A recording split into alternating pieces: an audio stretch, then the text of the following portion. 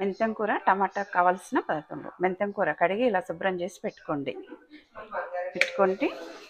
ఉల్లిపాయలు కొంచెం ఉల్లిపాయలు ఎక్కువ తీసుకోండి. దీనికి కొత్తిమీర, పచ్చిమిర్చి, క్యాప్సికమ్, కరివేపాకు, పన్నీరు, ఒక రెండు టమాటాలు, ఇంకా జీలకర్ర, ఆవాలు, శనగపప్పు అవన్నీ మనకు కావాల్సినవి కదా. కారం అవన్నీ చూపించట్లేదు. ఎల్లిపాయలు కొన్ని. ముందుగా కొంచెం జీలకర్ర, కొంచెం ఆవాలు, శనగపప్పు, మినపప్పు, ఎండుమిరపకాయలు,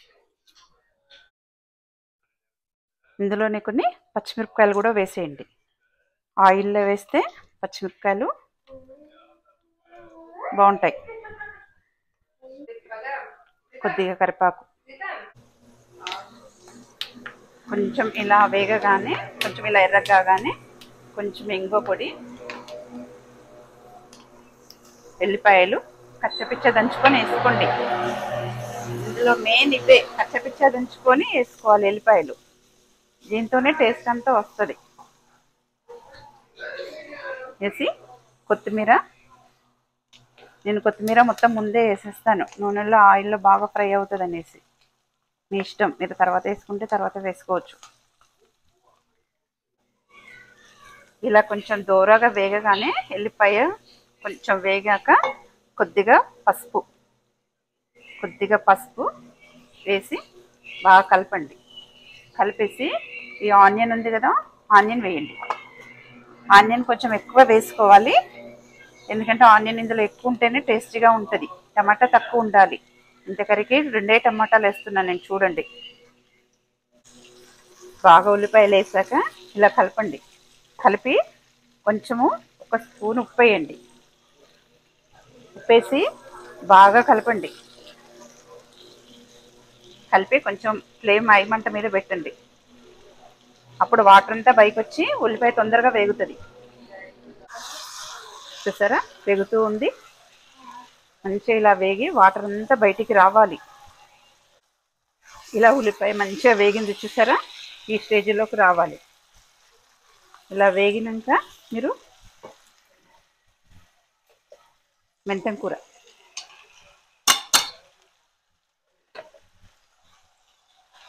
కొంచెం దగ్గరికి రానివ్వండి. బాగా కలిపి దగ్గరికి రానివ్వండి. చూసారా, మెంతం కూర ఎలా దగ్గరికి వస్తుందో, ఇలా దగ్గరికి రానివ్వండి. ఇలా కొంచెం దగ్గరికి కొద్దిగా వాటర్ పోయింది అనగానే మీరు ఈ క్యాప్సికమ్ ఉంది కదా, క్యాప్సికమ్ ముక్కలు కూడా వేసేయండి ఇందులో.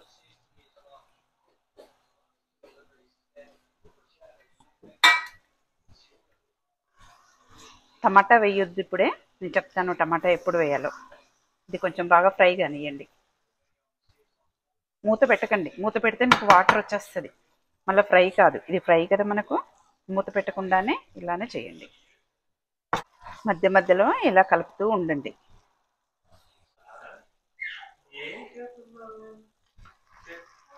చూసారా మెంతం కూర ఎలా వేగిందో. ఇలా ఏ స్టేజ్లో ఉన్నప్పుడు మనం 2 టమాటాలు కట్ చేసి పెట్టుకున్నాం కదా, ఈ టమాటాలు వేయండి. ఒక స్పూను కారం వేసి కలిపి మూత పెట్టి ఒక్క 5 నిమిషాలు హై ఫ్లేమ్లో పెట్టండి. ఎందుకంటే మనకు రసం ఉంది కదా, ఉల్లిపాయలు ఎక్కువ వేస్తాం కదా, రసం వస్తుంది అనమాట మనకు. ఆ రసం పోయే వరకు మీరు ఉడకపెట్టండి, మంచిగా ఫ్రై చేయండి. చూసారా ఎలా దగ్గరికి వచ్చిందో మెంతం కూర, వాటర్ అన్నీ పోయి. ఇలా చూడండి, ఇలా దగ్గరికి వచ్చినప్పుడు మీకు ఎంత అవసరమో అంత కారము. ఇందాక మనం కొన్ని పచ్చిమిరపకాయలు వేసినాము, తర్వాత 1 స్పూన్ వేసినాం కదా, ఇప్పుడు నేను 1 స్పూన్ వేస్తున్నాను అంతే. 1 స్పూను.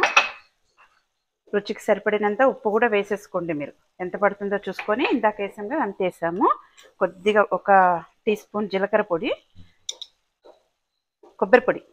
కొద్దిగా కొబ్బరి పొడి వేసి బాగా కలపండి. ఇప్పుడే మీరు కారం, ఉప్పు అన్నీ సరి చూసుకోండి, ఏమైనా సరే వేసేసుకోండి. కొంచెం కొత్తిమీర వేసినాం కాబట్టి ధనియాల పొడి వేయక్కర్లేదు, నేనైతే ఏమేయను. మీకు ఇష్టం ఉంటే ధనియాల పొడి వేసుకోండి. ఇది వేగే లోపుగా మనము ఈ పన్నీర్ ఉంది కదా, పన్నీర్ని కొంచెం చిన్న బటర్ ముక్క, ఇది 2 టేబుల్ స్పూన్స్ ఉంటుంది, ఇది వేసి ఫ్రై చేసుకుందాం లైట్గా. కొంచెమే ఫ్రై చేసుకుందాం ఇంకొక పొయ్యి మీద. ఈ లోపు ఇది మనకు అయిపోతుంది కదా, ఈ లోపు ఇది చేసుకుందాం. బటర్ లేని వారు నెయ్యి అయినా వేసుకొని చేయొచ్చు, నెయ్యి కూడా లేకపోతే ఆయిల్ అన్నా వేసుకోండి, మీ ఇష్టం అది. చూసారా, ఇలా ఈ స్టేజీలో ఉన్నప్పుడు ఇందులో కొద్దిగా మీరు మెయిన్ వేయాల్సింది ఇందులో ఏంటంటే, ఇదేంటి చెక్క పొడి. దీనికి అస్సలైన ఈ కర్రీకి టేస్ట్ వచ్చేది లాస్ట్లో వేయాలి, ముందు కూడా వేయకూడదు.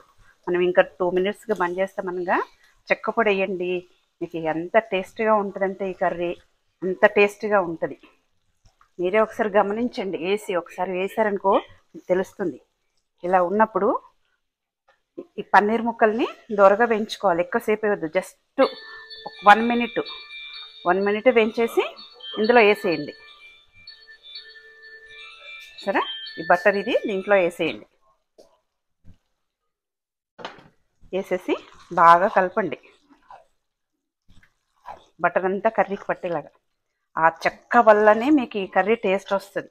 ఒకసారి చేసి చూడండి, మీకు తెలుస్తుంది. అదొక్కటే మెయిన్ దీనికి కావాల్సింది, ఇంకా వేరే ఏం లేదు. ఈ ఒక్క ఐటెం మీరు చక్కగా కలిపారనుకోండి, అద్దిరిపోయే రుచి వస్తుంది దీనికి. చూసారా ఎలా అయిందో? జస్ట్ ఒక్క 2 మినిట్స్ ఇది ఇట్లా కొంచెం కానివ్వండి. ఈ స్టేజీలో ఉన్నప్పుడు కొద్దిగా జీడిపప్పు వేసుకోండి, జీడిపప్పు వేసుకుంటే బాగుంటుంది టేస్ట్.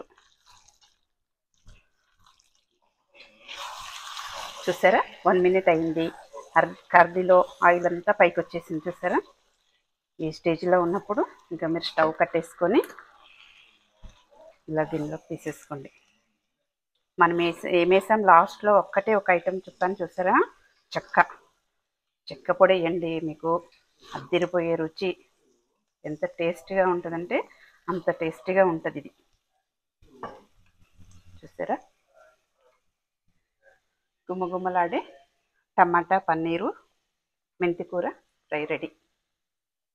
లోకాం సమస్తాం సుఖినో భవంతు.